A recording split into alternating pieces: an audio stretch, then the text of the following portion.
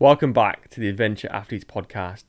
My name is Alex, and today we spoke about mental resilience, we spoke about men's mental health and Andy's Man Club, we spoke about going the distance with ultra running and really testing your mind. But I think the biggest summary of today was about throwing spaghetti at the wall, seeing what sticks, and understanding that being inquisitive in life will lead you down the right adventure.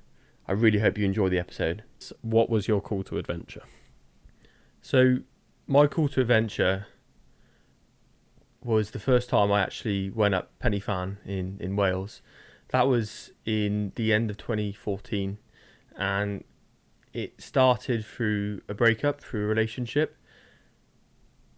And I don't know what it was that day. I've never done much hiking. I'm massively into team sports, but never done much on my own. And through that relationship breakdown, I decided, screw it, I'm going to go up to Penny Fan. So drove there myself in the morning, got there around 7, was absolutely shitting it, to be honest with you, because I was like, it was pretty dark at the time. And I had the Game of Thrones like theme tune songs on the whole way up, and there was something about it that was freeing, and I struggled massively going up that hill. I could picture me now, skinny young lad, proper, that's like 11 years ago.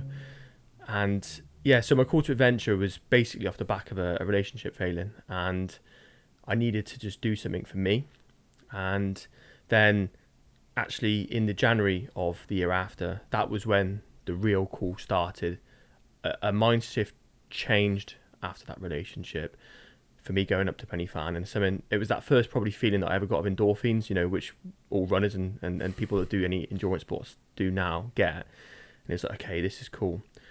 But then something quite life-changing happened to me in 2015, which was I was in town with a friend and we were out drinking, 18, 19-year-old lads, as you do. And I got assaulted in town and I lost all of the hearing in my left ear. I had a bleed in my brain and fractured my skull, and I spent 10 days in hospital. Now, what that did was obviously change my life for different reasons, physically and mentally. But then I had to go on that journey then of going down two different routes, really, between letting it accept this is what it's going to be, this is the life I'm going to have, or doing something about it. But that didn't really kick in for 2 years later, because the rehabilitation for that was quite a long time. If anybody knows anything about bleeding their brains, you get really fatigued and you can't do much at all. I was literally working 1 hour a week, 2 hours a week, building it all back up. But the aftershock of that for me was about doing something for me for a change, because I'd come off that relationship that absolutely crippled me. Obviously now we refer to that as, something that's affected your mental health. But it was an opportunity for me to then go, okay, I'm in control now. I'm going to do something for me. Now, don't get me wrong, the following 8-9 years, whatever, from that point, I've still had ups and downs with relationships. But that moment made me realise I've got to go on my adventure. The call for adventure is for me to do stuff for me rather than trying to please people, basically. Yeah. I didn't know any of that, obviously, because it's me and I don't do any research. But how did that sort of brain bleed affect you? Because I had no idea that would affect your energy levels for a start. So I thought it'd be like all just processing, like relearning how to move and cognitive things like stuff, that. Yeah, the cognitive stuff. But yeah, I had no idea it could impact your fatigue levels. Yeah, so massively affects your fatigue levels. So fairly severe bleed in the brain in Hereford Hospital. Almost got air ambulance up to Birmingham, but they managed to get it under control.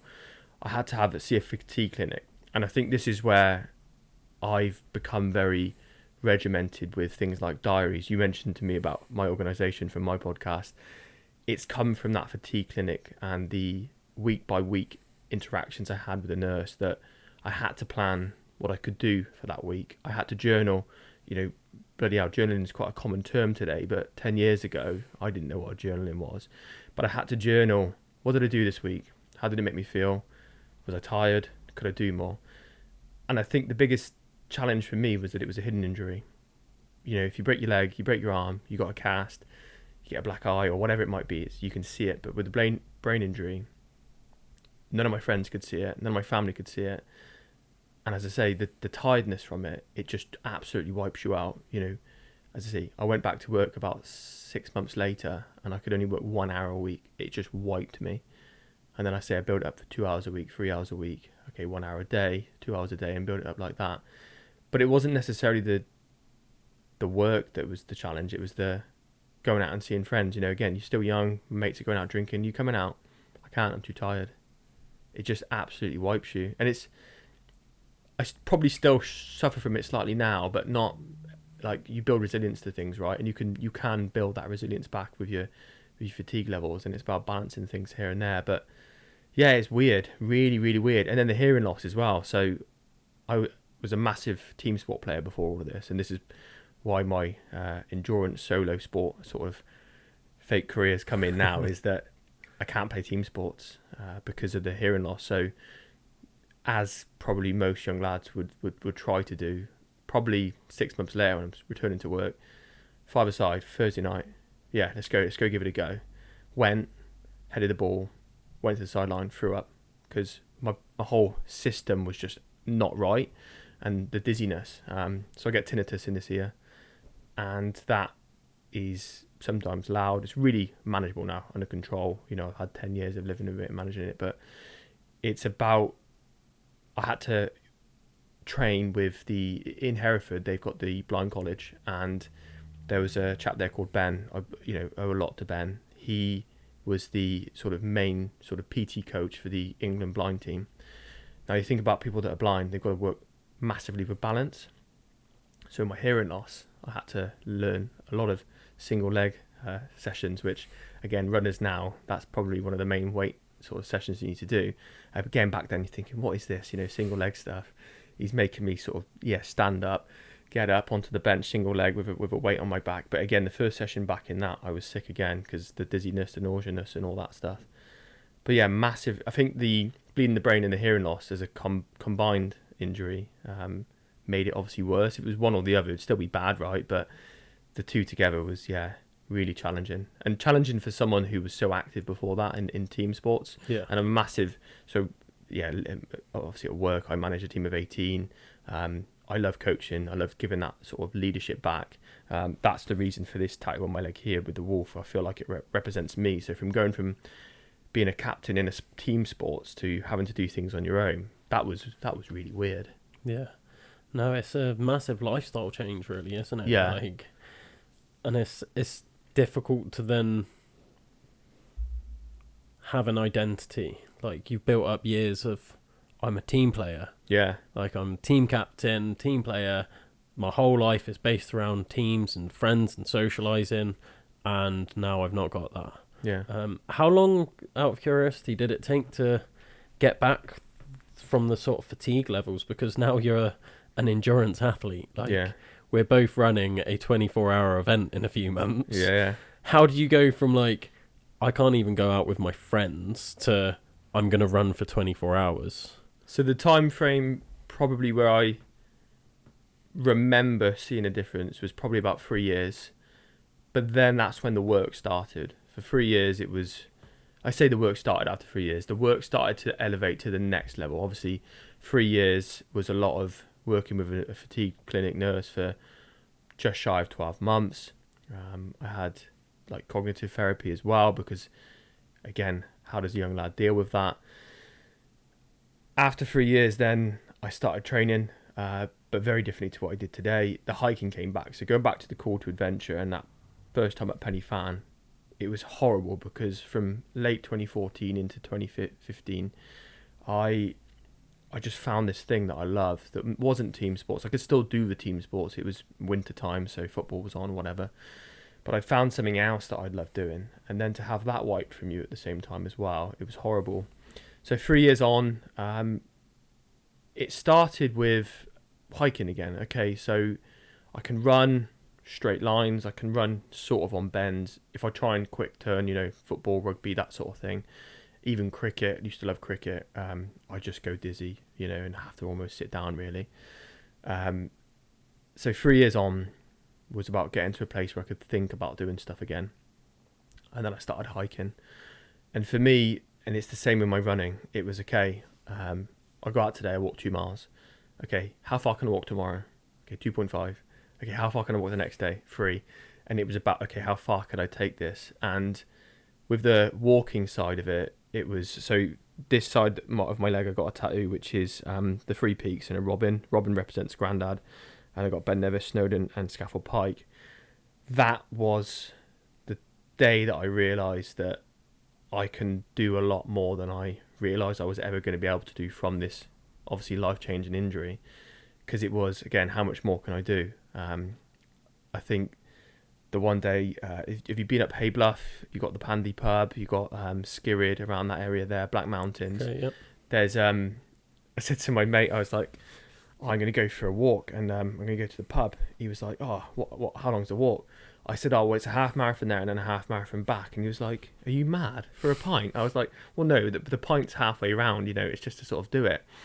And it was at that stage that we just mentioned about when I came in, when my friend started saying he's nuts now, you know, what's he doing? But it really was about just trying to go one more, trying to do that extra bit, or 1%, whichever way people look at it. It's about how much further can I take this, leading into this year, which is the 24-hour event of, okay, so last year I did 3 structured ultras. I did 5 in total, a couple, 2 on my own, or with a friend. And I was like, this is not my ceiling. I've got more to give, and I'm sure you can relate to that. But it really has been about finding something that allows me to be me and allows me to challenge myself. And do a lot of my training in the morning, as I'm sure a lot of endurance athletes do, because they are balancing family life, balancing work and all that stuff. But people say, oh, you know, I literally on Wednesday, someone said to me, do you read? I said, no, I listen. She said, oh, that's funny. I said, no, it's not. I said, because for me, I can't sit and read a book. I will go out in the morning at 5 and listen to a book. And I can tell you now, it's the most peaceful part of my day, because, you know, anybody that goes out running early in the mornings know how quiet it is. Everyone is wrapped up in bed. Probably good for them. I would rather not everyone be out at 5 in the morning running, but that's my time. I get to be creative in my own way. I get to learn. I do a lot of my learning in the mornings. The training after work's different, because normally you're in the gym and it's busy. But yeah, that has been the journey. It's 3 years to get to a point where I could think about doing things again. And then not structured, 7, 8 years, whatever it is, to where we are today. More structured in the last 2 years. When I trained for those ultras, I hired a coach. I was like, right, I'm busy with work. I'm busy with relationship, whatever. I want someone to just take that off me. So yeah, more structured in the last 2 years or year and a half. But before that, it was just about trying to push myself a bit further, really. Yeah, that's amazing. It's such a long journey. But it's amazing that you've stuck with it. Because I remember when I was going through, like, everything I went through with my mental health, my suicide attempts, my ankle break and homelessness and everything, coming out of that and being like, well, for me, it was always like, there was the homelessness, then the ankle break, and that culminated with my suicide attempt. And then everyone's was like, well, that's the moment for you. That's where you sit down, you look at your life and you start making it better. But for me, it took me 3 years then of like, almost like I'd lost hope. Like the 3 years following was way worse than the build up, because it was like, I really tried that thing and luckily it didn't work. I'm still around, but what do I do now? Because I'm still down. I still feel like that. Yeah. And trying to figure that out. And like we were saying, like, you've lost your identity. Like, I couldn't do the sports I wanted anymore. Yeah. Like, I still struggled with my ankle injury, and I found it funny when you were saying, like, you struggle because it's an invisible injury. And I was like, well, mine was visible at first, and it's like, I'm 6 months in a cast or a boot, not able to walk on crutches. But as soon as that got taken away from me, and it's like, you can start rehabbing and walking, and you're signed off from physio, but like, it's not right. Don't go and do sports, learn how to walk again, but you're off. And that's the sort of moment where not just everyone else forgets, but you forget that you've had an injury, and until you try and do something, and then it's like, all right, I can't do this thing. But then you look at yourself and there's like, there's nothing wrong with me. No. And that was the hardest bit for me. And for those 3 years, I tried and I tried and I tried, and you just get to a point where you're like, I can't try anymore, Yeah. and you just sort of give up. So to stick with it, and like for me, I don't know where it came from. Like I spent those 3 years trying to do couch to 5k. I tried 3 times in 3 years to do couch to 5k after my ankle break, and I couldn't get past a kilometre. After running a kilometre, I was like, I can't walk for the next 3 days. How Because can of pain. Yeah, Yeah. just in my ankle. Like, even though the injury was healed, I snapped the bone in half, so there's like the scar tissue around it. There's all the weakness I lost because I couldn't put my foot on the floor for 6 months. So it's like, that's going to do something to all your tendons and ligaments in the foot. Like, it's such an intricate thing that, like, rebuilding that took so long, and I was doing rehab every day. Like, I'm religious about rehab. You ask anyone about me and my injuries and they're like, Will is on it with rehab. Yeah. Like, because I want to get back doing things. So it baffles me when people don't do their rehab, because I'm like, I thought you wanted to do this thing. And I think that's the difference, though, between people like you and me that get through it and don't. So in that period, I had a whole year I couldn't run again. I had a bulging disc in my back. Again, everything that I started to build up was taken from me overnight. I was up in Edinburgh with the partner at the time. We spent 2 days there, and I'd had a bit of pain building up to that. Went to A&E because I couldn't literally walk. They said it was a tight hamstring or something, which is like laughable now. But we were going on the Sunday to Edinburgh Castle. Got out of bed, was going to the toilet, hit the floor. That was it. I was out for a year, basically. But what you just said then is, I know people that have had way less impactful injuries, if you could call it, and they just haven't done the rehab to get back to where they want to be. And I think that's the difference between people like us really wanting it to people saying they want it and not actually wanting to put the work in. I was the same as you. It was like, I was I sort of call it physio slut. I was going around all the different physios and saying, like, what can you give me? What can you give me? What can you give me? And actually, my grandma asked me recently, she said, well, who's the best physio you've seen? I said, actually, they all gave me something different, and I took what I needed to take from them. But with you, what you just said then, it's like, I had to do what they told me to do, because then I couldn't, because I could go to bed at night saying, I've given everything to heal, to get back to where I wanted to be, but not just back, further, if you know what I mean. Yeah. And if I hadn't, and this is the same with me getting to the starting line in jaw. So I've actually just seen a physio this afternoon. I've meant to be doing a 60-mile sim next week, but we've just called it off. I'm gutted about that, but I know by missing it, it will get me there in June. We're going to do a bit of rehab for the next week. I'll get back running the week after. But again, the difference between going to bed at night and saying I've given everything today to get back to where I want to be and more is the reason why we do what we do. Whereas some people, it's 6 months on and they're still saying the same thing, and you're like, come on. But then you can't drive those people. No. But I've seen it from both perspectives, because for me, like, those 3 years, and I'm doing my rehab every day, and I still can't do couch to 5k. And it is like, it gets to a point where you lose hope. Like, for me, like, I was still doing, like, I was in the fire service before my injury, trying to go whole time. I had an opportunity, had to miss it because of my ankle. Went into the office-based stuff because I was like, one day I'll get back to the frontline stuff.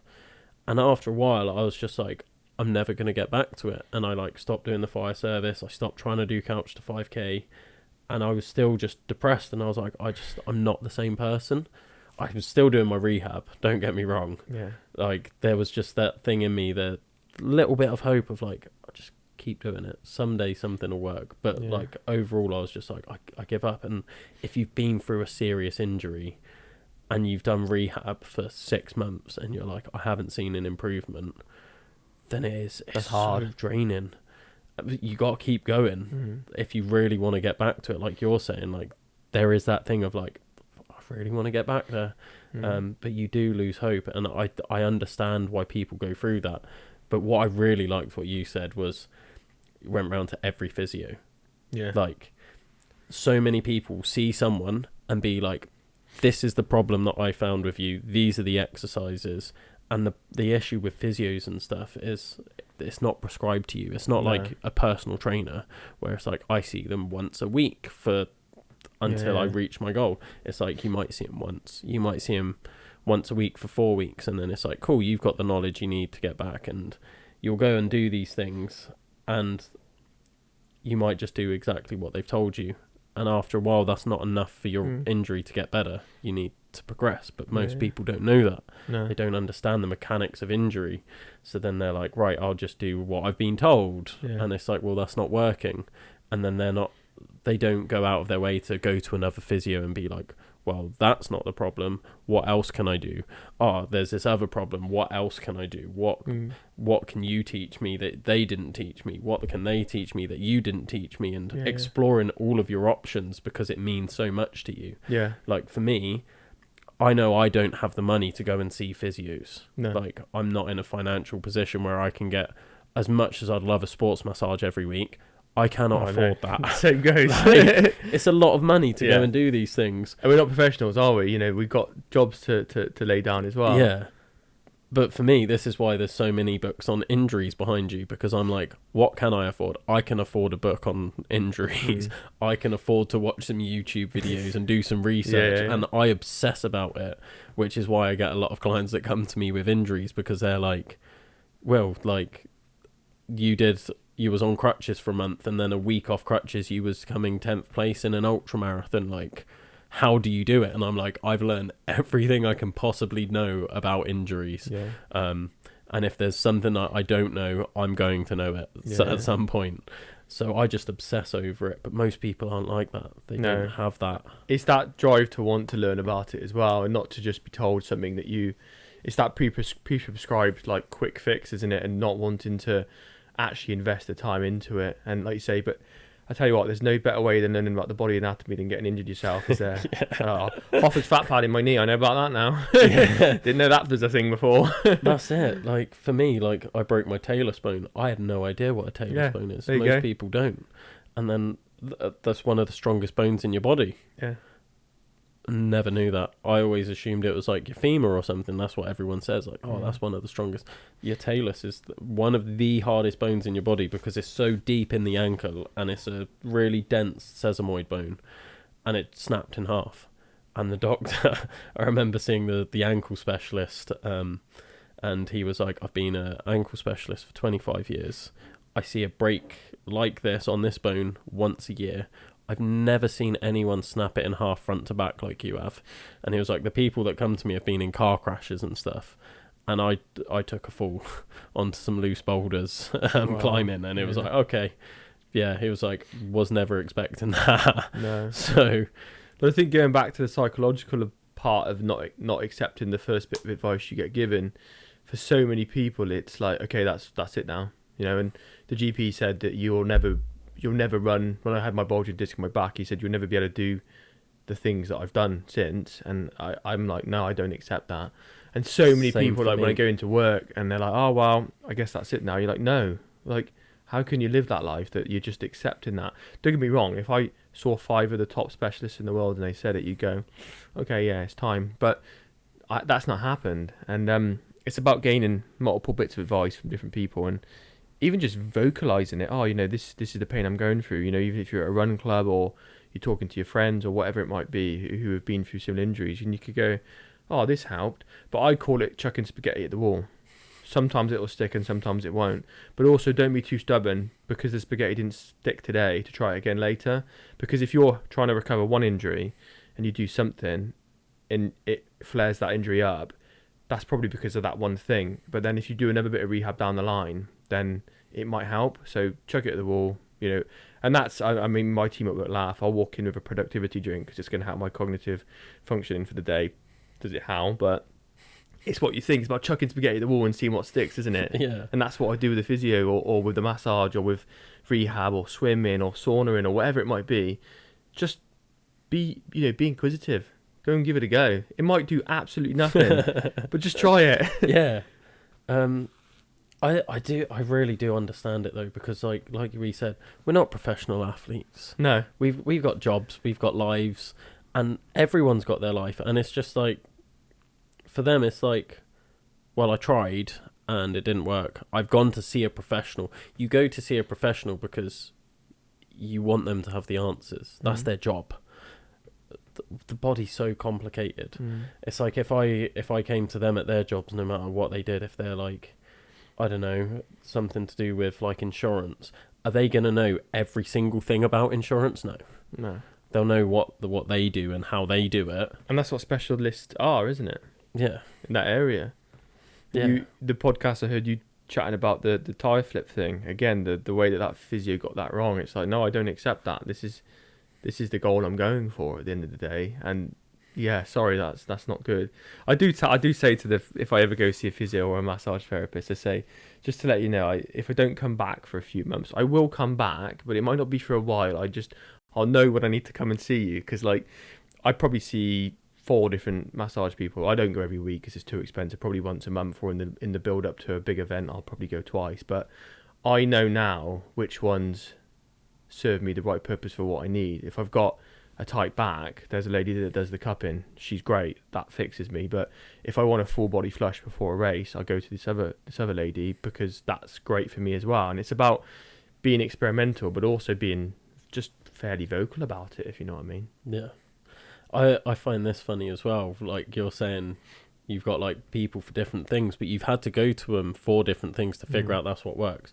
So many people, and I shouldn't be saying this because this is my business, right? Like I'm a massage therapist and I'm a coach and a PT. So many people go to one person and then they'll feel disloyal if they go somewhere else. Yeah. And I'm like, no, go somewhere else. Like, go and try it. Yeah. If they've got something that you think they offer that I don't, try it. Yeah. See what they've got. You might go there and be like, nah, absolute dog shit, I'm sticking with you. Fine. You might go there and be like, wow, that was really useful. Like they really helped me with my physique, whereas you really helped me with my like strength and injury prevention stuff. So like I'll see them for that, and then I'll see you for this. And then I'm like, cool, what have they taught you that I don't know? Like I'm then asking like my clients like, oh, like what have you seen that, like what have they done for you? And I don't quite agree with that, but that's their way. Or like, oh, I've never thought of it like that. That's interesting. And I kind of want all my clients to go off and try different things. Yeah, give feedback. And it's really bad business model. It is, isn't it? This is my full-time job, and I'm like, yeah, go see other people. Guys, stay with Will. He's great. He knows everything.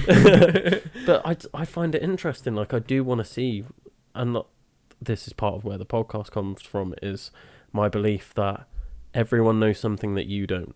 Yeah.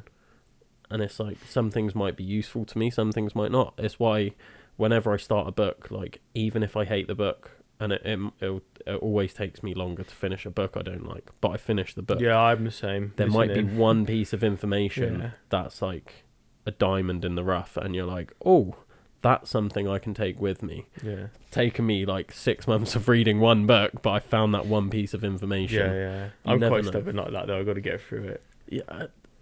Like, people are just like, oh, you just don't like not finishing things. And I'm like, no, like, I'm fine with not finishing things, but you just don't know what's in there. The first half of the book might be absolute dog shit, but the second half might be amazing. I've had a few books like that where I've spent like 4 months reading like the first 3 quarters and being like, oh my God, this is a drag to get through. And then I've read the last bit in a week because I'm like, that bit really resonates with me. Definitely. And like, skim read, skip chapters. If you start a chapter and you're like, oh, this isn't for me, move to the next one. Like, as long as it's not a story. But like, I don't really read storybooks. No. So yeah. Sometimes when we're going to bed, I put an audiobook on, like Harry Potter or something. You're like, oh yeah. Because sometimes if I've got like a podcast or a book on where it's actually interesting, you're like, oh shit, yeah, write that down. And that's the other thing. When I go out in the morning and listen to audiobooks, I come back with about 15 reminders. I'm like, Siri, set a reminder for this, set a reminder for that. I'm like, yeah, that's cool.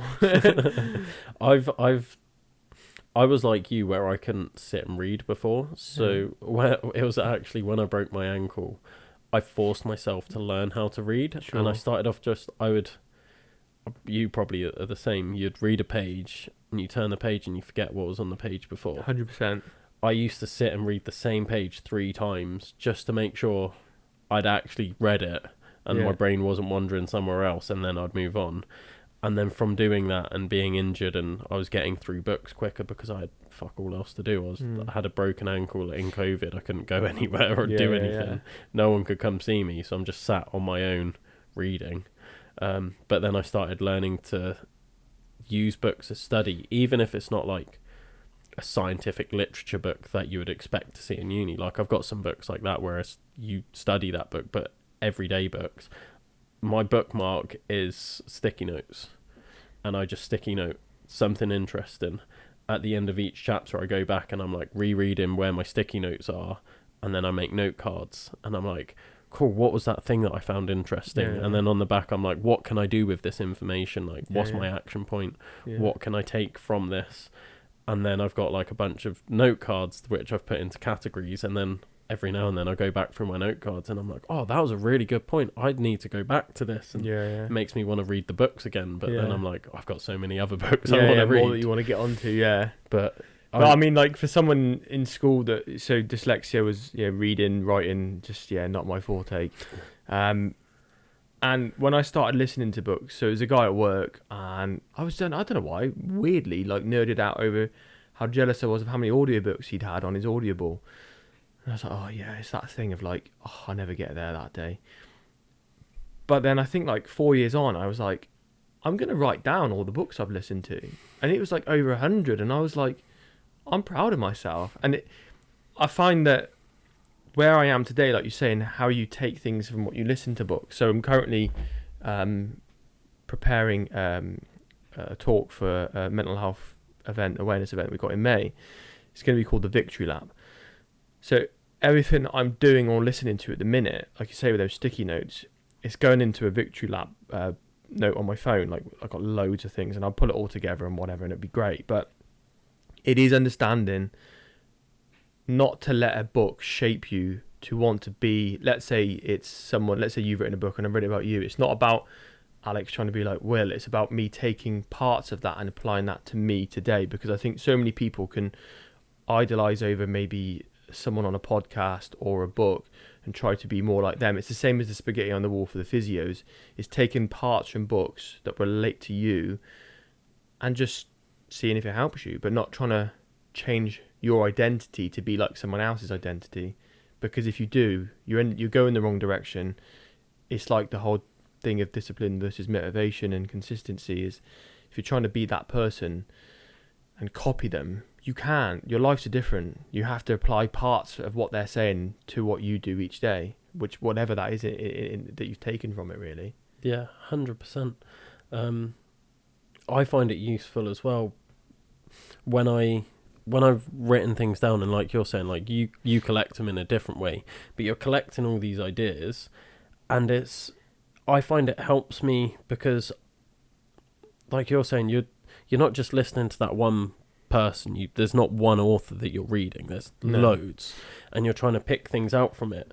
But then what I find when you're making notes in whatever form you like doing it, you can then see the links between things and being like, oh, well, I learnt this from here, and I can see how that's relevant here. And then for me, that's really how my opinions form, like my own genuine opinions, not just like, oh, well, I read this thing and that's what they said, so it must be true. And like you're saying, like, you're not trying to copy them, you're trying to get something from it. And if you start linking bits together, then it's like, well, now you're forming your own opinion, because especially if you read things where it's contradictory, and you're like, well, I can see the pros of that and I can see the pros of this, and I can understand where they're both coming from. So this is now my approach and how I want to do things. And it's not being too closed off if that is a contradictory opinion to just shut it down straight away.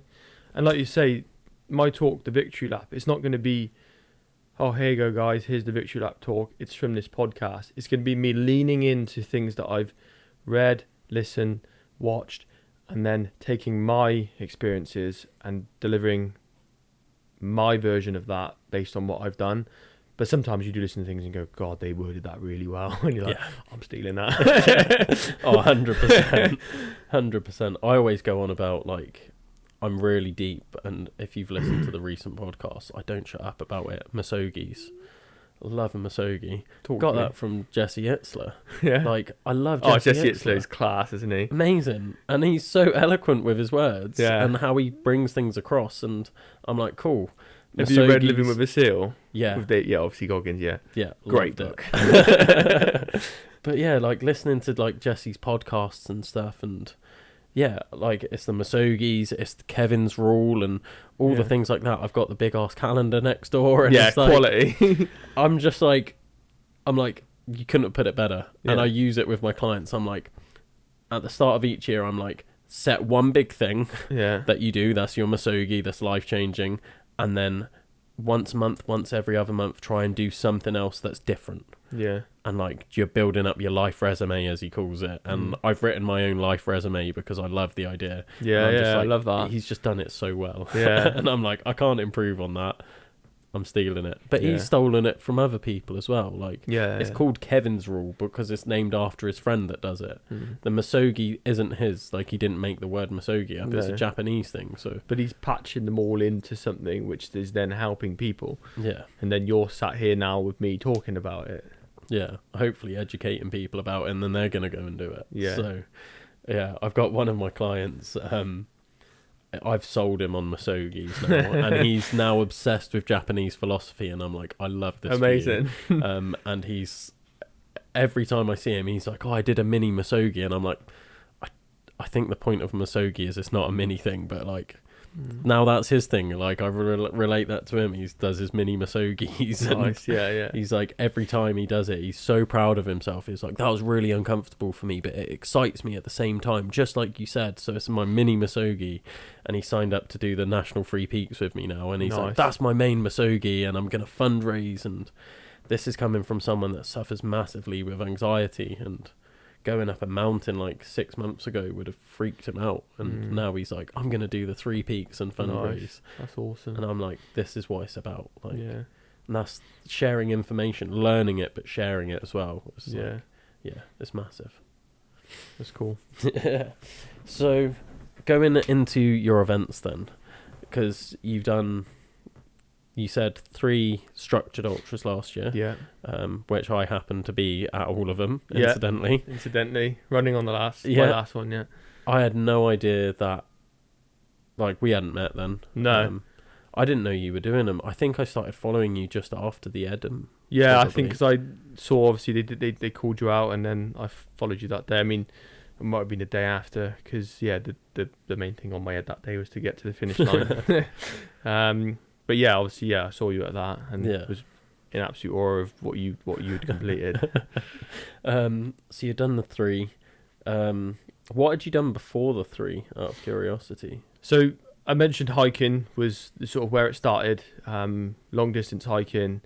Went up and down Penny Fan same day a few times just to sort of test the mental strength. The first time that happened actually, I'd gone up Penny Fan on the Friday and then got wind it was going to snow on the Saturday. My brother was back. Brother lives away. So I said to mum and brother, let's go up Penny Fan. Took the drone up there. Fantastic. So I've been up there on the Friday. Went up there on the Saturday.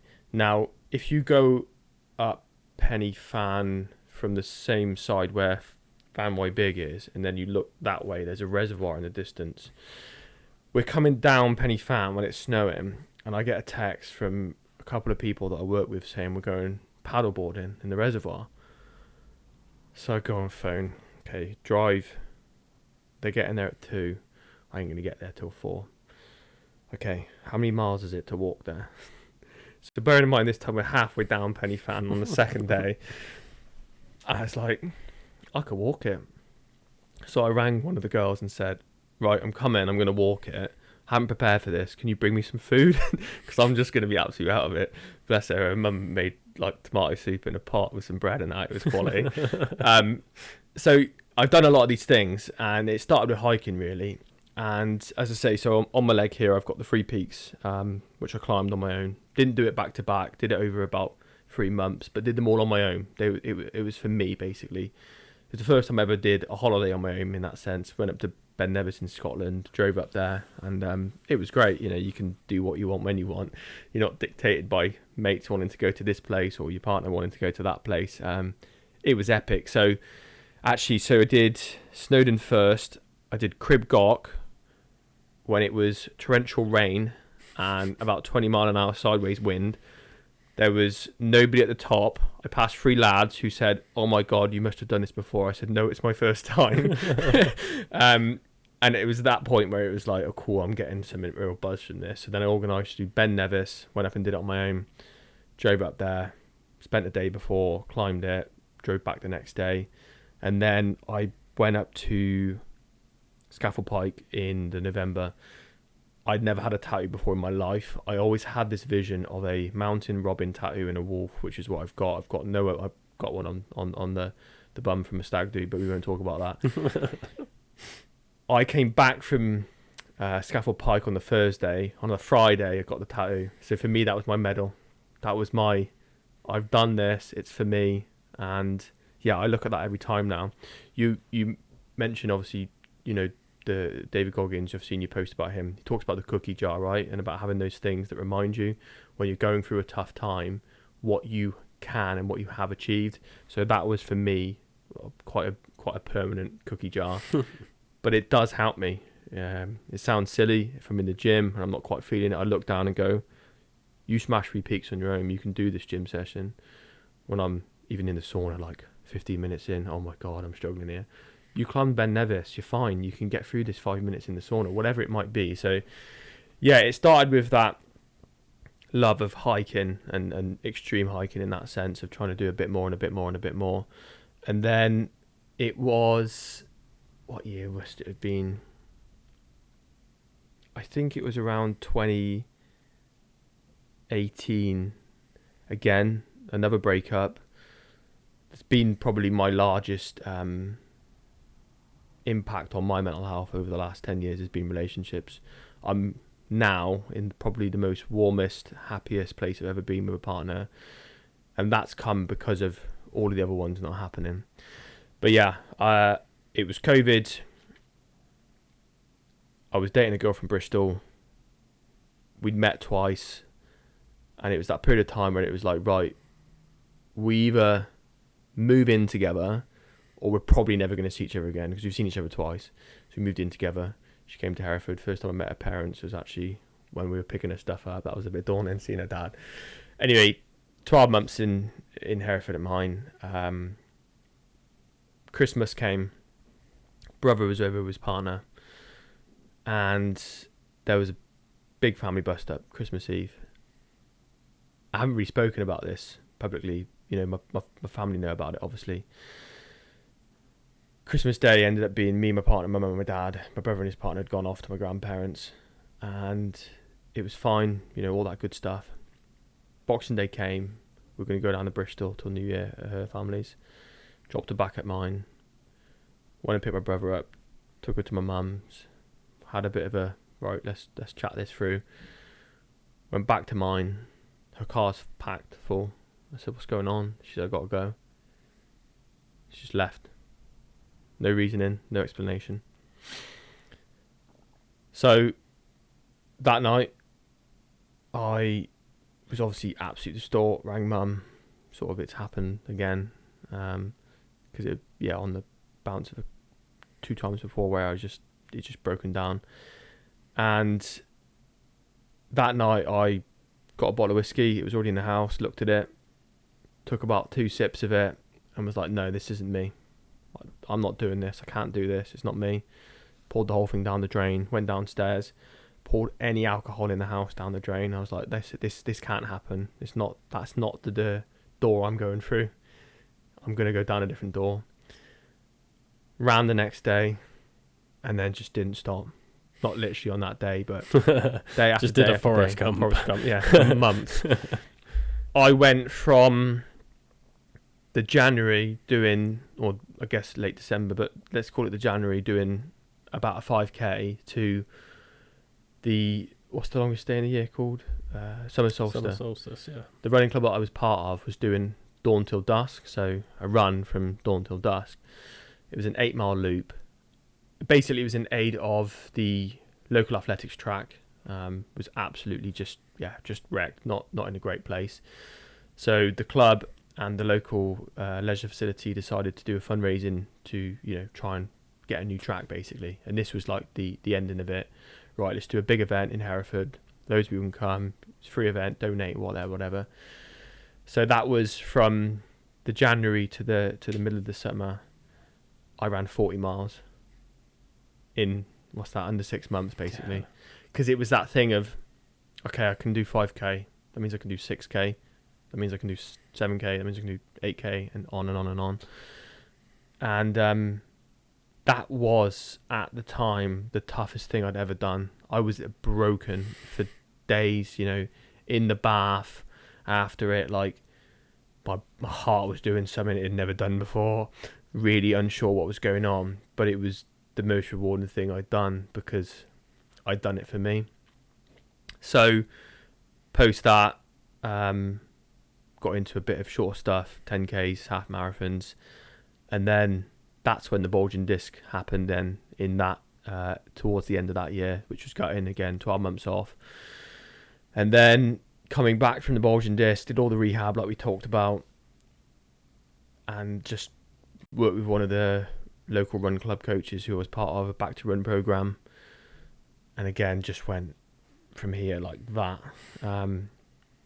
Measured, didn't get injured again, which was great. Carrying a few niggles, not at the minute. Well, yeah, I am now, but as you do. But went from back to run program probably April. Did the Worcester 10k in September. PB'd. Didn't get under 40:05 or something. Absolutely gutted. Went and did Stroud half marathon in the November, which I got 131 again. Gutted it wasn't under the 130, but it was still like, okay, I can do this. I'm back. That sort of thing. And that's then when I decided to basically I needed a new challenge. I needed something to aim towards. Like you mentioned, the Jesse Isler, set yourself that. What's it called? Masogi. So my Masogi was about wanting to fundraise for a charity which is to do with mental health. Didn't know which charity to choose, didn't know much about them, didn't know if they existed at that time.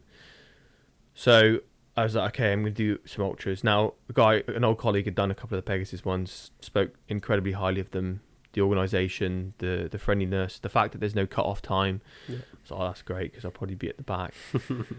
So found the Pegasus, decided to enter 3 of them, which was obviously massive because I'd only ever run that 140 before, but that was 8 miles with a 30 minute break, then another 8 miles, whatever. And decided to hire the coach, Darren, who's now business partner with me with our coaching business. And yeah, it was like, right, let's go for it.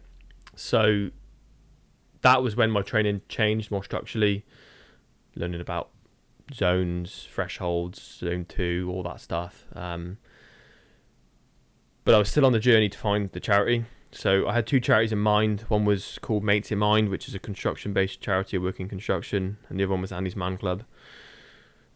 I tried at the time, Just Giving didn't have an option to have 2 charities on one and separate it. Spoke to my granddad, Freemason. What do you do? How can I split it? Decided it's just too much hassle to split it 2 ways, so decided to pick one, which was Andy's Man Club. And then decided that I wasn't just going to fundraise for a charity that I didn't know about. So found that there was one of the charities in Abergavenny, which is the closest one to Hereford at the time. Took me 4 weeks to go there because I was nervous about walking through that door for different reasons to potentially what some of the men that walk through that door for the first time do. But on the 4th week, I was in a really good place, and that was the reason I went. Abergavenny from Hereford's 45 minutes drive, but that's enough of a distance to not go. Yeah. But equally, so is 5 minutes to some people. So on that week, I went, walked through a door, was absolutely bricking it. Turned up an hour early, went into Aldi, ate a sweet chili wrap because I'd already had dinner, but I was just nervous. I was like, right, let's just get one of these in me. Walked in through the door. Now my mission on that day was to learn enough about the charity so that I could talk about it. And within 5 minutes of being in that room, I knew I had a bigger mission. And it was to bring this club to Hereford, basically. I didn't sleep that night. I was like planning, doing this. How can I bring this to Hereford? Researching, learning all about it. And then the next day, I decided that I've got to open this club in Hereford. How am I going to do that? So talked to you downstairs about setting the arena and then basically generating the talk for the arena for the event. I'd done a bit of Toastmasters, a bit of public speaking at work, nothing crazy. I was like, right, I'm going to put on an event and I'm going to try and get some people to come along. There's probably going to be 10 people there. It doesn't matter. I'm going to do it anyway. So I decided to sort of publicise the project. Do you know Nim's Purger? Yeah. Project Possible? I love that mantra. Project Possible. Let's make it possible, okay? So I called my Project Possible. Didn't get any... didn't get told off by Nims and his team, thankfully. But it was no copyright Project Possible infringement. A for Alex. I was like, yes, I'll take that. Made a little logo, got a t-shirt. It was the best day ever. And so I made a YouTube video and sent it to Andy's Man Club and told him my plan. Didn't hear anything for a week, but I saw the YouTube, because it's a private video, but it's shared. So I saw the YouTube views had gone up. I was like, okay, they've seen it. So I sent them another one. Anyway, they responded to me. And then decided, that's it, we're going to do it. So set up a venue in Hereford. Eventbrite, went old school, printed out 1,000 flyers, went into any door I could see, put my flyers through the doors, and put on the event. And we had 95 people walk through that door that night. It was just like, oh my God, I've got to talk in front of this many people. Stood up on stage, told my story. Rewinding back, we spoke earlier about sharing vulnerability to receive vulnerability. I saw a young chap called Ollie, who was part of a local business sort of networking company, and I saw him talk about the day that he almost lost his battle to suicide. So I got to meet this lad, real brave lad, 21, to be that young to be talking about it, really, really brave. So we met, told him about what I'd been through Boxing Day. He'd been through something very similar. I was like, okay, at that point I knew the powerful thing of sharing your story. So with that, put on the event, went on this mission to open up Andy's Man Club in Hereford. And I told everybody that night the club would be open before the August Ultra Marathon, the last Ultra Marathon. We opened 2 weeks before. Like, get in there. £1,000 was what I wanted to fundraise. Raised 7. Again, the big thing for me with this was the difference that in January, where people are normally saving money, people were donating, and I could see why it was so important. So with all that, I obviously stood up on stage and told 95 people I'm going to run 3 ultra marathons. It's like, I've got to do it now. We talked about that downstairs. It's like, sometimes the louder you speak about something you're going to do, you're like, I've got to do it now. Everyone knows I'm going to do it. I'm going to look like a fool if I don't do this. So started training a lot heavier, building up the mileage in a very different way what I'd done before. Worked with my coach Darren, and it just went really well. I had a Hoffa's pad impingement about a month before. I spent a shitload of money. I actually took out a 0% credit card because I basically wanted a mission from November 2014 all the way through to the summer of 15. But it was kind of this 12-month cycle thing. I turned 30 last year. I was like, right, let me see if I back myself for 12 months, what can I achieve? What can I achieve if I back myself for 12 months?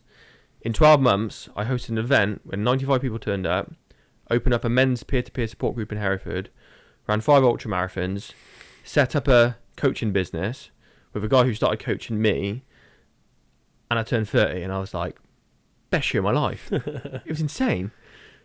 But that was because for 12 months I said, back yourself. Don't let anything stop you. And that was where, and I think you spoke about this on the podcast with that chap who we spoke about earlier, was that at what point do you let it affect your income, your day-to-day, that £1,200 I spent on private healthcare, I can't do that every year. That's just not possible. I'll end up with no money. I'll end up have to remortgage the house, all that stuff, whatever. But I was not going to let a Hoffa's fat pad impingement stop me because I wanted to see if I backed myself, and by getting a 0% credit card, that was backing myself. You see these people that Nim's Purger remortgaged his house to do the 13 peaks, didn't he? And that's where that came from for me. It was like, oh, Nims did it, I'm going to do it, back myself, because he backed himself, and that's what I could see in him.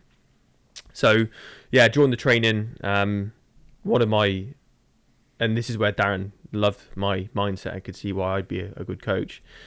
So I did a 30, was it 30? Yeah, 30 mile the month before the first one, ultra. It was the first ultra I'd done since the 40, but it was the first one I'd done consistently, if that makes sense.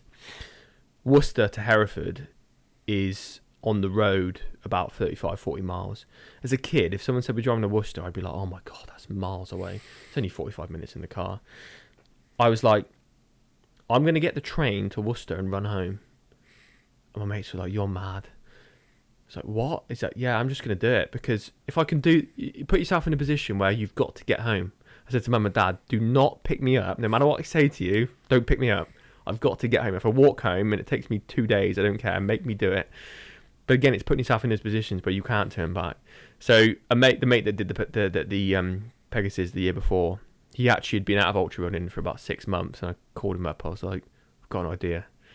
He was like, what? I was like, Sunday, 2 weeks time, there's no trains. I spoke to my dad, he's cleared it. He's going to drop us off at Worcester at the train station as if we got the train there. He said, yeah. I said, and then we're going to run home. He was like, why have you said that? We've got to do it now, haven't we? You know, it was that, me and him have got that relationship of like, if you say it, you're doing it sort of thing. So yeah, I ran back from Hereford to Worcester. And I think that put into context for some of my friends how big the 50 was, because 50 miles, it sounds daunting. But when I say I ran from Worcester to Hereford, that was almost bigger for them because they could capture a city to a city, not just the distance, if you know what I mean. And I think Birmingham to Hereford would be the 50. So if you said to someone, I'm going to run from Birmingham to Hereford, they'd be like, what? You're insane. So yeah, I did the 30, then did the first one, which was the Porthcawl to Penarth on the coast. First proper structured ultra. I think I lost 6 toenails that day because of the rain and the fact that I'd never ran in those conditions before. Didn't strap up my toes or anything like that. Learned a lot from that race. Blisters, everything. But what did I hear earlier? It might have been on your podcast. Blisters aren't going to kill anyone. They're just going to go, aren't they? Yeah. They'll be there a week. They'll hurt. You go through the pain, and then they'll be gone. And you'll be like, did I even have a blister, or did I even have a toenail? Yeah, you forget you even had it. Exactly. So yeah, that was first ultra. Came in at about 22nd, which I was absolutely buzzing with, because the mission that day was to finish. And when I came in at 22nd, I was like, cool, that was quite good. Month on, did the Abergavenny, was that the Pigham? Pigham, yeah. Loved that race. Really great course, great atmosphere. It's awesome, isn't it? Came in 11th on that, and I was like, oh, this is quite nice. I quite like this. And again, placing wasn't something for me, but it did make me think I could be competitive with this if I tried. Not that I didn't try, but I didn't try to race it. I tried to finish it. Lovely race. I'd happily go back and do that one. I might end up doing it after this one. Actually, I'm on holiday now. I'm just a week before I go on holiday this year. Loved that. And then obviously the Edam is the 50. Yeah. So I'd know I'd ran 30 before, so the Pigham was fine. I know I'd done the 40 before, so I knew that 40 miles were fine, but 50 was new territory. But that day was great. You probably know this yourself. You make friends on these days. You make, Joe. I remember vividly Joe. He was at the other ones, but on the Idem, we probably spent about 30 miles together. We rattled off a 2-hour half marathon in the first part, and we're like, shit, we're probably going a bit quicker, aren't we? He went on, he powered through, he was a strong lad. But yeah, you make friends on these runs because you spend a good period of time with them, and they can be lonely. Yeah. But when you've got people around you that you know are going through the same thing as you, it makes you feel not lonely, which is epic. I did get lost on that route, which really annoyed me at one point. And I even, because my partner and my mum and dad were tracking me, they rang me. They said, "Are you lost?" And I said, "Yeah." And they said, "Oh, apparently a lot of people have got lost." It was when you came towards what looked like a chicken farm and you went through the woods, and then you had to drop off massively and come back up. My GPX and my watch was sending me straight through this farm, and I was like, it can't be. It's probably private property. But if I go that way, I'm going in the opposite direction. So anyway, a couple came along and they said it's that way, and it really annoyed me because then they went past. Anyway, carried on, did it. And just it just felt like the most epic thing ever. I had Dakota come on my headphones towards the end, and it was just like the most epic thing ever. Funny thing, before that week, so at work every Friday with my team, we meet. What projects did you work on this week? What are you going to work on next week? So it was like, right, I've got the big run on the weekend. Give me a song to put in the playlist. And yeah, it was something really emotional about knowing the songs that were given when they came on, thinking about my team, because they knew how much it meant to me. Barbie Girl came on 7 miles in, Nice. but Dakota was one of the lads' songs, and I said that almost put me in tears at the end. I don't know what it was. But yeah, actually on the first song, the first one, Sam Fender, Dead Boys came on, and that gave me incredible goosebumps, because obviously I knew the purpose of the mission. It was about the charity, the fundraising. But something on that last one, when I knew the club had already opened, just drove me on, really. So yeah, that's obviously up till then, and then, you know, as we do, well, what's next? Heard about Endure 24, wasn't really sure what it was about. Like you mentioned downstairs, just booked it. I'll figure it out and I'll book it. Because I said to you, 50 wasn't, as much as I felt pretty battered after that 50, I knew it wasn't my ceiling. I think like when you come to the end of any distance, because mentally you're coming to that distance, you know it's the end. But I knew there was more in the tank, and I knew that I could do a lot more. So entered Endure 24 with one goal, and that was to reach 100 miles, which is what I'm going towards in June. So I structured the trainer, coaching myself now. Darren oversees a bit of it. I was like, it's rare Endure, because it's not like just going out and running on a loop, you know. Well, it is a loop, but you know what I mean. It's not doing the 50 where you go here and you go around and you come back. You have to do the same thing over and over and again. So this isn't just about training your physical state. This is about training up here and your mental state. So I generated simulation races. So first weekend in January, I did 25 miles, which was 5 miles, 5 loops. So 5. Endure is a 8k, 5 miles, and you can run it as many times as you want in 24 hours, basically. So I did 25 miles. Then in February, I did 30. In March, I've just done 50. And then I was supposed to be doing 60 this Easter weekend, but through physio, we're going to skip this one. And then in May, I'm going to do a 75-mile simulation. It's basically been from my house, out the door, walk a bit, simulating, obviously going to your camp and all that. Going out and doing the lap, coming back in, refueling, testing fueling. So for me, I try getting 95 carbohydrates an hour. I use Precision as my main sort of fueling. They're big gels, they're big chews. But it's about testing solid foods as well, because I got through the 40 and the 30 last year, not with any solid. I had a banana or two, but the Idem was different. Checkpoint 3, I think it was. They said, have you ate? I said, no. They said, you're not leaving until you've ate, because I was a bit white. It was a hot day that day. It was. I ran out of water between checkpoint 3 and 4, and I was like scraping a jar to try and get some liquid in me. But yeah, these simulations for me are about testing mental capacity to do the same thing over and over and over again, and testing a few like solid foods. So I tried in the first one in Jan, white bread and jam. The second one I tried Biscoff and white bread. I've tried the real meal bars, the about 100 calories in them. I've tried salted nuts. I've tried Welsh cakes. I've tried donuts. Just trying different things to have some solid foods. I've tried pizza. So it's about testing all those things. But yeah, June's only 11 weeks or 12 weeks away, I think it is. And my mission is to run 100. Stretch goal is 105, which would be an extra lap, 21. And I realised that recently, because if I do 21 laps, there's 4 marathons back to back. I was like, that just sounds cool, doesn't it? But I realised you can go out at 11:50 on the Sunday and still complete a lap. Oh, can you? Yeah. Yeah, I haven't looked at any. So of that's this. that's my 105th mile. What's like making me panic a little bit is how organised you are with this all, because you're like, yeah, I got this nutrition, like I know what works. I'm testing all these things. I'm doing these simulations, and I'm like, I haven't done anything. Like I just run. Yeah. My training this year has been shocking, because first, so I had this amazing thing in my head. I'll do 50 miles a week. Sorted. Like, that's my training for the year. I've got loads of big events this year. 50 miles a week is enough to just see me through. Yeah. And I've never done consistently 50 miles a week ever. No. Like, I started running properly start of last year, and that was just because I had the 6. So that kept me going. But I look at my Strava graph and it's like, Yeah, like that, yeah. oh, it's awful. Most horrendous graph you'll ever see from a coach, I'm sure. Yeah. Especially a running coach. Like, yeah, guys, like, you want nice consistency, and mine's like, oh, I'm going to do 100-mile week. I'm not going to run now. Oh, I'm going to do 50. Oh, I'll just do 20, and then Yeah. awful.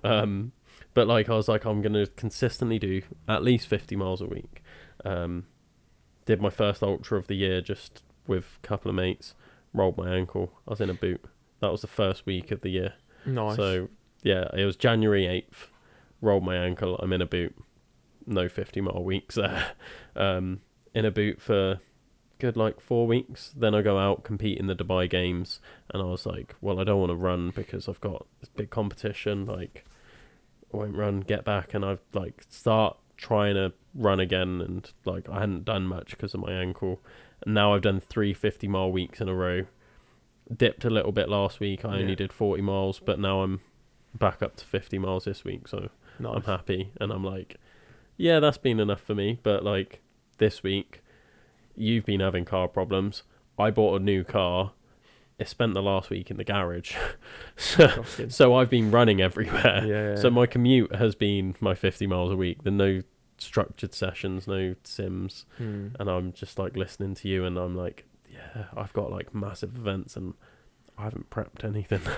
I think for me though, it's like I say about the rehab stuff of like, I know if I get to June and I don't hit 100, I know I couldn't have put more in. I will hit 100, like, but I know I can get there and go, yes, I've given it everything that I can. The ultras last year is very different, but my graph's the same because I have a sim week, then I have a recovery week, then I have a build, a taper, sim week. So it is like that as well. And But that's been there's hard. like structure for it though. Yeah, it is. And we have structured it. But I found that hard because on taper and recovery weeks, when I'm not running the mileage that makes me happy, forget runs, races, all that stuff, but makes me that, you know, I talked earlier about the morning run and how important the morning run is to me as a person. It makes me a better manager, it makes me a better partner, it makes me a better son.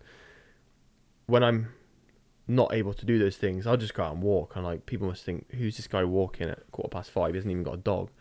Just out walking. But like, I still have to do something. But I find that challenging because it makes me me in that sense, not in an identity way, but it makes me be a better version of me. Yeah. I'm grumpy if I've not done some form of exercise. So the last 3 days, because I've had to really ingrain the rehab into the ITB, sort of getting a bit better, I'm horrified. I've done like under 3,000 steps. It's like, I can't believe how hard that's been to like not go out and walk in the morning or not go out and walk at lunch, because at work at lunch as well, I'll go and do a mile, and then I'll eat, and then I'll go and do a mile. And that's about me escaping from the team in some ways, because I'm with them all morning or afternoon and whatever, and I need me time, and that's what it is to me. But yeah, the structure is, as I say, going back to the fatigue clinic, that's where it's all come from for me. I have to have the structure. It's how I operate. And I did a bit of work in 2023 with a life coach, because I wanted to basically work out, is this a healthy way of living for me, or is it too sort of structured? And she asked me at the start, what do you want from this? And I said, I want you to challenge me on my thoughts. And we did, but we both concluded at the end that is how I operate best as a human. And that was kind of like not like a sort of when someone gets a diagnosis of something, it was kind of like cool, I can just crack on and roll with this now.